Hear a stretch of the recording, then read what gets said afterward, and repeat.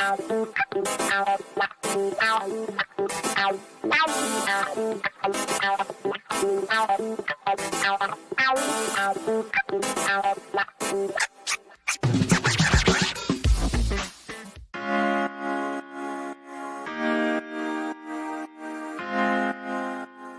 you. It's so pointy. It's all in the elbows.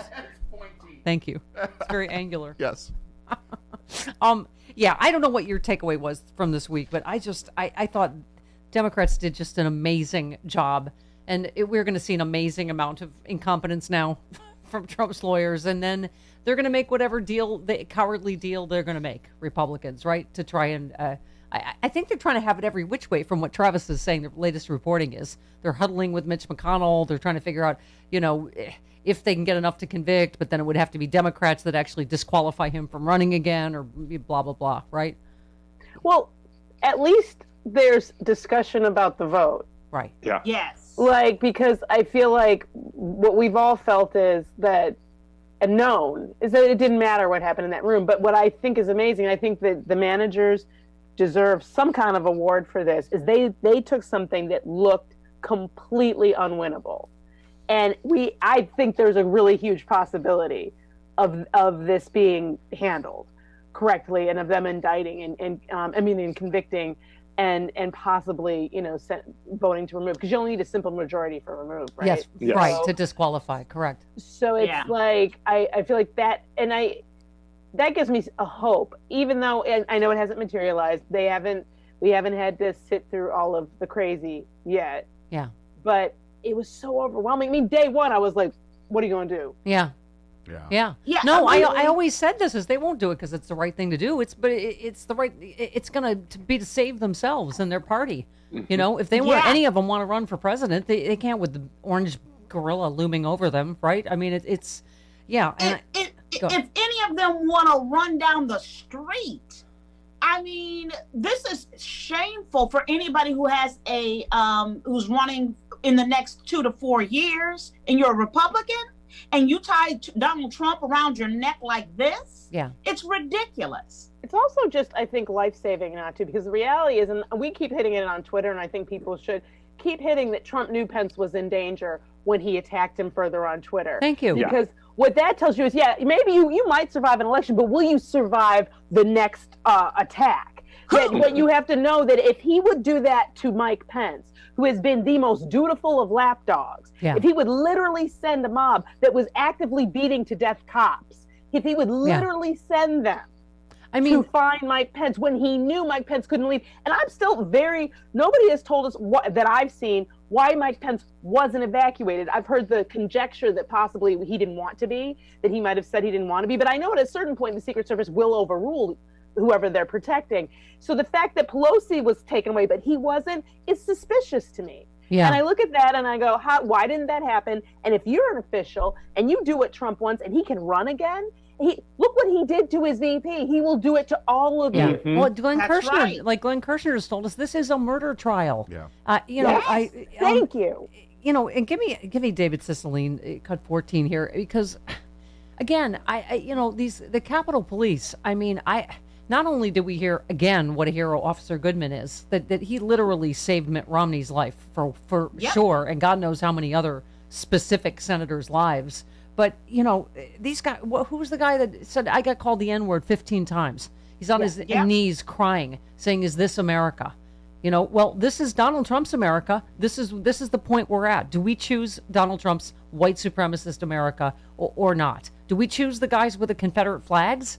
I mean, David Cicilline talking about the Capitol Police. Is this America? What is your answer to that question? Is this okay? If not, what are we going to do about it? These people matter. These people who risk their lives for us.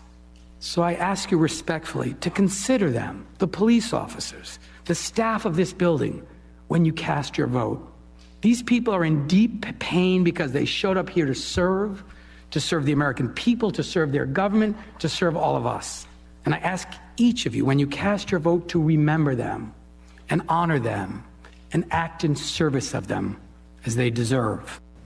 How about I'm talking about the black and brown custodial staff that had to literally clean up the and piss. Yep. of They're these animals. white Those people supremacists. were animals. Right. Yep. Right. And then you have the nerve. People have the nerve to have gone there, incited a coup, and then go home and be like, I want to go on my trip now.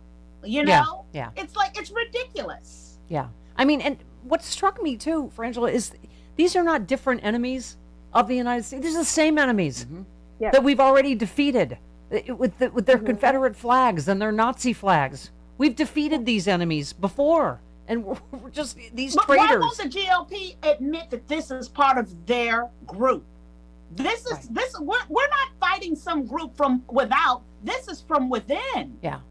Because they've always utilized that vote. The truth is the Republican Party has been utilizing that vote since, since they lost Lincoln, really. But like they have been utilizing that vote and stirring it up, whether it be, with blackening up the picture of a convict on the cover of Time or Newsweek or whatever it was, whether it be, stirring up the base with talks of suburban and urban, and they've been using it for years. And the reality is that a lot of all those members who voted to censure Liz Cheney in private, that number to me is the number of white supremacists in the Senate. Yeah.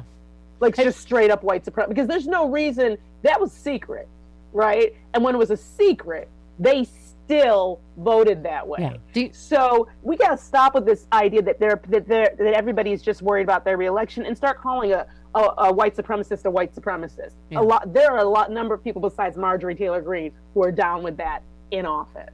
Yeah. Well, I mean, don't you love that? What was I going to say? Oh, God, it left me for a minute. No, but just them talking about Trump's. He said the one thing he didn't like is they were low class. It's like, have you met your fans? I mean, I know. yeah, really. And Hillary Clinton was wrong for calling some of them deplorables. I mean, As he looked look in at the this at the mirror. Capitol. Calling them the F word for gay men, calling them the N word, calling them traitors. Travis said this is a huge percentage, of course, have, domestic violence in their backgrounds. We were talking about how many have debt and bankruptcies and financial, just like Trump, right? Yep. Debt and bankruptcies and, all unpaid taxes. And He's their and avatar. it's all blamed at, it's because of black people. It's because of the brown people that took your jobs. It's right. It's this grievance politics that they're fueled by, blaming everybody else for where they're at, rather than themselves. And Stephanie, as a Black American, I'm going to tell you something. It makes me so upset because all I have ever been told as a Black American is bootstraps. Yeah. Pick them up, Francis. Do better. If anything that you don't have in your life, it's your fault. Yeah. I think also part of their philosophy, the part of the racism is actually the more insidious and sort of retrograde concept of, if you're not better than a black person, who are you better than? And that's not the word they use. Yeah. And I think that it's even just seeing one black person with money or wealth or access, like say President Barack Obama, is enough to agitate these racists. Yeah. Even if one black person shouldn't have any more than they have. Yeah. No matter what they've done or who they are. Yeah.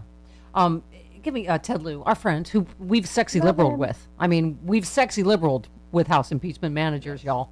Here he is yesterday. I'm a former prosecutor, and we're trained to recognize lack of remorse. But it doesn't take a prosecutor to understand that President Trump was not showing remorse. He was showing defiance.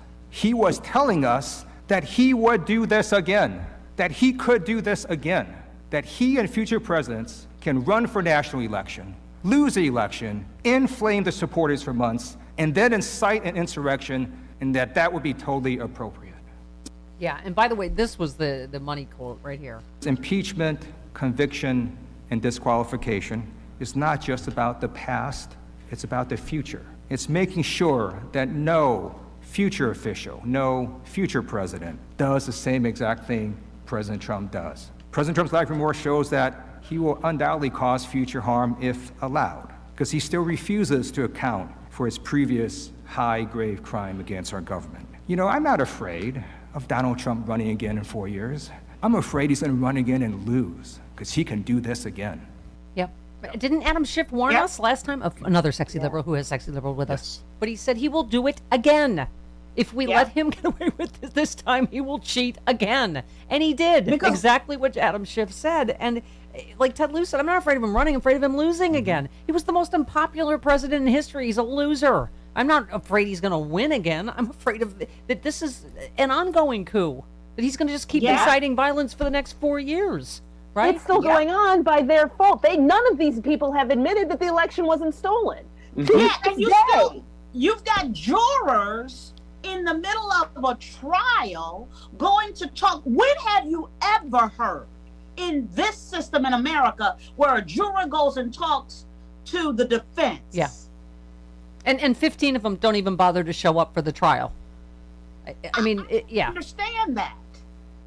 They should not be allowed to vote. I don't care. No, it's insanity. It's like you're not there for the evidence. And here's the thing. And I mean, we all know why they're cowards. Why they're cognitive dissonance. They're trying to maintain two worldviews, right? And in order to do that, they had to not show up. Yep. Like that tells me those 15 people are actually vulnerable because they knew they had to not be there. Yeah. Like Yeah.